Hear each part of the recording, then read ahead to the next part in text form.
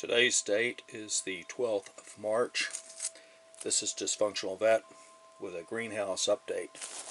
These are the bean plants, and as you can see, the ones treated with the Miracle Grow while still in the seed have reached about 3 inches in height.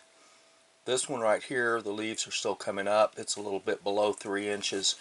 Won't be long. This one back here, which you may not be able to see the coloration of the leaves, the bottom parts of it where the bean shell is about to fall off have not completely greened up from the chlorophyll. I forget how many minutes it takes once the sunlight hits it for it to green up, but it's looking good.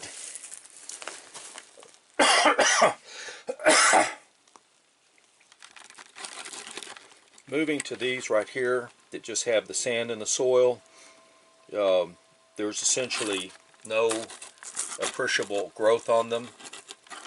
The ones over here that have just the potting soil, the ladybug mix, they are all about 2 inches in height, just generally speaking, from where they're coming up through the dirt, about 2 inches.